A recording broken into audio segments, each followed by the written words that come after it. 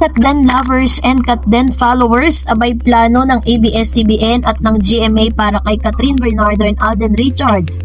Ikinagulat ng kanilang mga followers. Ano nga ba ang tinanggap ni Mr. Alden Richards this year na talaga namang big challenge para sa kanya? Ang lahat ng yan, but before that, if you haven't subscribed yet to my YouTube channel, please don't forget to like, share, and subscribe at hit mo na rin ang notification bell for more showbiz updates. Bago tayo of course magpatuloy sa ating updates for today's video, nais kong pasalamatan po kayo for always watching and trusting this channel. Thank you so much sa inyo pong palagiang panonood at palagian ninyong pagsubaybay sa mga updates po natin. No, bago po ang lahat ay nais kong ihatid sa inyong ilan sa mga kaganapan kay Mr. Alden Richards matapos po siyang makipag-collaborate sa Viva. No, during the media conference at Viva main office in Pasig City last March 27, Alden said that he might consider the scholarship offered by an aviation school at Clark in Pampanga. So isa sa mga pangarap nga ni Mr. Alden Richards ang tutuparin niya this year dahil meron po nag-aalok sa kanya ng scholarship. Kasi pangarap talaga ni Alden Richards na maging isang piloto. Sabi niya, don't look now but award-winning Kapuso star Alden Richards could soon be taking to the skies as a pilot. Alden is renowned for his captivating television performance, but he may soon embark on a new adventure involving flying an aircraft, which adds an exciting dimension to his already impressive career. Fans eagerly anticipate this unexpected development as he prepare for this thrilling journey. Pinagtatakan lang natin paano pa magagawa ni Alden yan. Ang dami niyang ginagawa, no?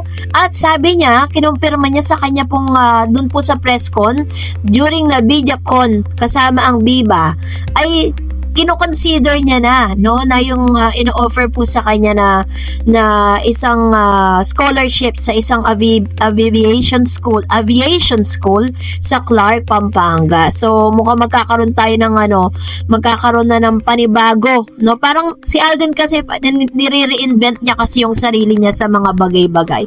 Pero alam niyo po ba na mas exciting kung ano po ang inihahanda na plano ng GMA at ng ABS-CBN para kay Catherine Bernardo and Alden Richards this year? Dahil talaga namang mukhang pagsasalpukin itong si Alden at si Catherine sa takilya, no? Dahil syempre sila po talaga yung tinaguri ang mga the highest or top grossing Filipino film of all time ng Hello Love Again. Matatandaan po ninyo sa interview ni Mama Min, inamin niya na matagal na pong ino-offer kay Miss Catherine Bernardo ang movie na Elena. Pero ngayon lang talaga na parang tinanggap nila, no? Why Catherine Bernardo's doing Hello Love Again before Comfort Woman film. So sabi dyan, pre-production work for the period movie Elena 1944, where Catherine Bernardo is expected to play a comfort woman during Japanese occupation, is taking longer than expected. That's why the actress was offered to do a sequel of her hit movie with Alden Richards and Hello Love Goodbye instead, or HLG.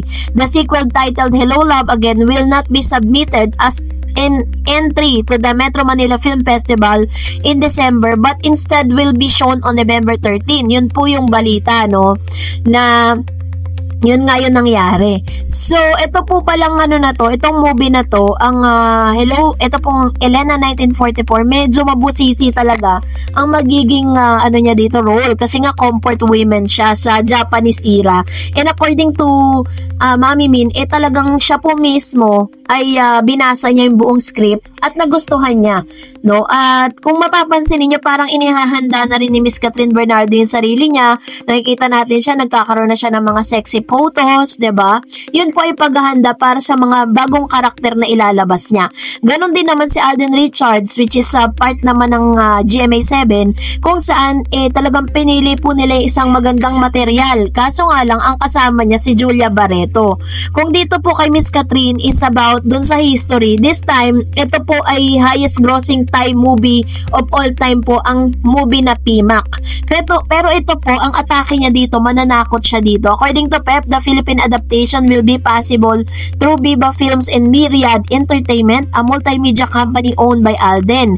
Myriad Entertainment first film, Out of Order, will stream on Netflix soon. It stars Alden and Heaven Peralejo. So, Dito po yung iikot yung kanyang iikot dito yung kanyang storya at makikilala na natin sino ba at ano nga ba ang PMAC movie na ito, kasi itong PMAC movie na ito at dito po talaga totally nakilala yung si Mario Mauer na isa sa mga superstar ng Thailand. So ang kaabang-abang dito is pagsasalpukin po ba sila or papasok ba sila sa Metro Manila Film Festival or pagsasabayin yung kanilang movie ni Miss Catherine at Alden Richards.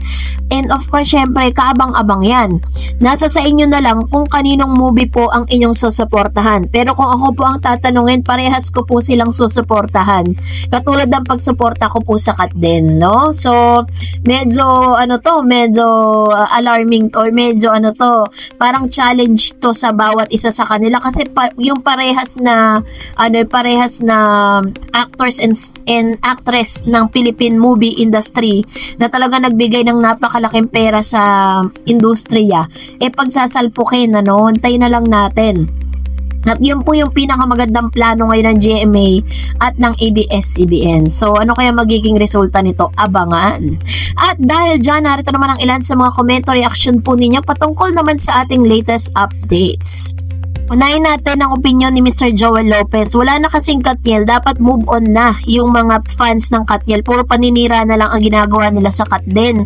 Kaya si Kat ayaw pa ring sagutin si Alden kasi ayaw niyang masira ang kanilang malalim na pagkakaibigan kasi si Kat selosa. Alam niyang maraming babaeng nagkakagusto kay Alden. Baka kasi yung mga pagugutan ng pag-ugatan ng pag-aaway nila. Kaya gusto ni Kat kaibigan na lang muna sila. Pero malamang malalim na ang samahan ng dalawa. Di na sila kayang paghiwalayin pa. Ayan. Ano yung kanyang opinion with regards to this? And katulad po ng sinasabi ko sa inyo still is wala pa pong pag-amin na nagaganap between them. Sabi ni Mr. Renato Sayon, with regards to Kim Pao, 6 million yung first opening gross sale ng Kim Pao movie sa HLA. That's 835 million gross nationwide. Hindi nila yan kayang abutin para marating ang 500. Sabi ni Miss Emmy, yung mga Katniel talaga masyadong bitter kayo. Kayo ba kung boyfriend nyo na sinaktan kayo at nag-break up na rin kayo, imbitahan pa rin ba nyo sa kaarawan nyo? Hindi, parang awkward lang mangyayari. Maging happy na lang kayo sa mga idol nyo, which is true. Sabi ni Miss Jenna, bakit pa wala na sila? Diba matagal ex ang walang silang pakialam, ang tagal na nga nakamove on ni Kat. Dapat nga itong mga fans ng Katniel mag-move on na kayo. Ayan. So, ito naman yung kanyang komento with regards to this. Hayaan lang po natin sila kasi kung yun po talaga yung makakapagpasaya sa kanila. Pero syempre, ang ending, lahat tayo, hindi tayo pwedeng umasa. Kasi at the end of the day, it's Catherine Bernardo's decision ang magmamatter. Sabi ni Miss Marilyn Castillo, nag-black screening na si Alden Richards kasi sinabi ni Kim sa Showtime, nag-thank you siya kay Alden. Opo, totoo po yun. Kasi diba namamataan natin sila na magkakasama sila kasi nasa running era sila ngayon. Namamataan na magkakasama sila at magkakaibigan sila. Sabi ni Miss Herminia, syempre hindi nila maabot ang HLA kahit anong gawin nila, pero okay naman kahit papano kumita ang movie nila. Kaya congrats Kim Pao. Oo naman, i-congrats natin kasi kahit papano is talagang dagdag din po yan sa kita ng industriya ng pelikulang Pilipino. Sabi ni Miss Virginia Pamposa, hi Ma'am Dars, first day kinita movie ng Kim Pao ay 12 million. Tapos nagpa-black screening ay 245 kasama si Alden na nagpa-black screening siya sa movie ng Kim Pao. Hindi nagtatrending ang movie ng Kim Pao dahil nagtatrending ang mga sexy and hot mga posts ng ating queen. Grabe, ang dami na raw naglaway sa sexy and hot mga photo si queen kaya tinalbugan niya ang movie ng Kim Pao. Kasi tinaon pa nila sa birthday pa ni Catherine, 'di ba? Kaya talagang ay nako, ewan ko na lang talaga. Sabi ni Miss Raquel Versosa, wala na talagang Katniel, wala naman kasi kahit kontratang pinirmahan si Catherine na magkatrabaho siya ni Daniel. Ako nga naging fan din dati ng Katniel pero hindi na ako maasang magkakawal pa sila at kahit magkabalikan sila sa totoong buhay, wala na ring masisira kasi ang career ni Catherine pag ginawa niyang balikan niya si Daniel, kahit nga magkatrabaho, hindi na gagawin ni Catherine yon.